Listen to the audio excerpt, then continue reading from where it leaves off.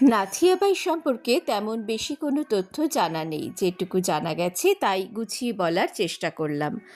নাথিয়াবাই ১৯০০ সালে ব্রজভূমির কাছে এক সম্ভ্রান্ত জাট পরিবারে জন্মগ্রহণ করেছিলেন। নন্দগাঁও থেকে তা ছিল প্রায় ৫ কিলোমিটার দূরে। শ্রীকৃষ্ণের খুব বড় ভক্ত ছিলেন তিনি। বরাবরই মানুষের সেবা করতে তিনি ভালোবাসতেন। তার বানানো রুটি খেয়ে বড় বড় সিদ্ধপুরুষরা তৃপ্ত হতেন।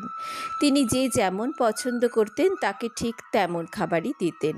প্রতিদিন ৫ সের করে গম পেশাই করতেন। এইসব কাজ করার সময় এক মনে ঠাকুরের ভজন করতেন, লীলা অনুধ্যান করতেন।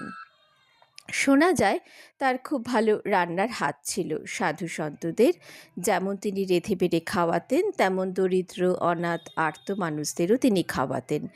নাথিয়াবাইয়ের একটি যাতা ছিল, তাই দিয়ে তিনি গম পেশাই করতেন। কিন্তু নাথিয়াবাইয়ের জীবনে ছিল নানা রকম সমস্যা। অল্প বয়সেই তার পিতামাতা এবং স্বামী মারা যান। নাথিয়াবাইকে সঙ্গে করে নিয়ে আসেন তখন তার ভাই বা দাদা। কিন্তু এরপরে তার একমাত্র সহোদরও মারা যান। যেন মনে হয় যে নাথিয়াকে বেশি ভালোবাসে, ঈশ্বর যেন তাকেই নিয়ে যাচ্ছেন এক এক করে। পরবর্তীতে নাথিয়া নিজের জ্ঞাতি ভাইদের সঙ্গে থাকতে শুরু করেন, কিন্তু তারা নাথিয়াবাইয়ের কাজগুলো পছন্দ করতেন না, বিশেষ করে তার এই রোজ রোজ লোক খাওয়ানো। এরপরে নাথিয়া নিজের ভাইদের সঙ্গে না থেকে নিজের যা গয়না ছিল সব বিক্রি করে একটি ছোট বাড়ি ভাড়া নিলেন। তারপর নিজের ইচ্ছা মতো রোজ আবার লোক খাওয়াতে শুরু করে দিলেন। অন্নসত্র খুললেন বা ভাণ্ডারা দিলেন, যেমন আগে রোজ খাওয়া করতেন।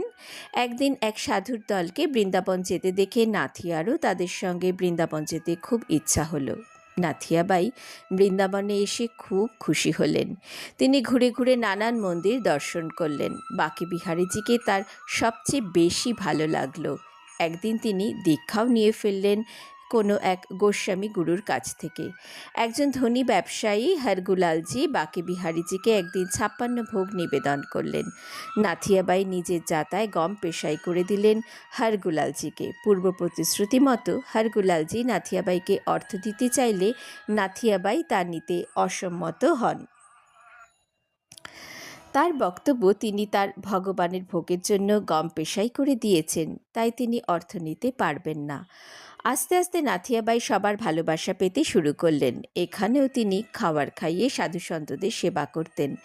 একবার রাখির দিন নাথিয়াবাই বাঁকে বিহারীজিকে রাখি পরিয়ে দেন। সঙ্গে সঙ্গে তার এই অনুভব হয় যে তিনি এই বিশাল পৃথিবীতে আর একা নন। তার এক ভাই আছেন, এই ভাই তাকে রক্ষা করবেন সব সময়। এর আগে স্বপ্নে বা ধ্যানে তিনি দেখেছিলেন বাঁকে বিহারীজি যেন নিজের হাত বাড়িয়ে দিয়েছেন তাকে রাখি পরানোর জন্য। কিছুদিন পর মন্দিরে একজন বণিক আসেন। তিনি অনেক গম এনেছিলেন। নাথিয়াবাইকে দিয়ে তিনি সেসব পিষিয়ে নিলেন। কথা বলতে বলতে সেই বণিক নিজের হাত দিয়ে নাথিয়ার যাতা স্পর্শ করে দিলেন। নাথিয়াবাই দেখলেন যে তাকে আর যাতা ঘোরাতে হচ্ছে না কষ্ট করে, আপনা থেকেই গম পেশাই হয়ে যাচ্ছে। সেই বণিক নাথিয়াবাইকে অনেক অর্থ দিয়ে চলে গেলেন। নাথিয়া দেখেছিলেন সেই বণিক হলুদ রঙের বস্ত্র পরিধান করেছিলেন, মাথায় ছিল উজ্জ্বল হলুদ বর্ণের পাগড়ি, কিন্তু ময়ূরপুচ্ছ পরেননি। তাহলে যে নাথিয়ার কাছে তিনি ধরা পড়ে যেতেন তাতেই বাকি। নাথিয়াবাই কিন্তু তাকে ঠিক চিনেছিলেন। বাঁকে বিহারীজিকে নাথিয়া হাত জোর করে প্রণাম করলেন। নাথিয়াবাইকে ভগবান অনেকবার দর্শন দিয়েছেন, নানা রূপে নানাভাবে। ১৯৮১ সালের ২৫শে জানুয়ারি তিনি শরীর ত্যাগ করেন। জীবৎকালে তিনি রাধানিকেতন নামক একটি আশ্রম তৈরি করেছিলেন। নাথিয়াবাইয়ের ব্যবহার করা যাতা এখনও আছে এক গোস্বামী সম্প্রদায়ের কাছে। প্রতিদিন এই যাতায় পেশাই করে ঠাকুরকে ভোগ দেওয়া হয়। বন্ধুরা, কেমন লাগলো এই গল্প পাঠ কমেন্টে জানাবেন। ঠাকুর মা ও স্বামীজির কৃপায় সকলে ভালো থাকবেন, আমাদের পাশে থাকবেন।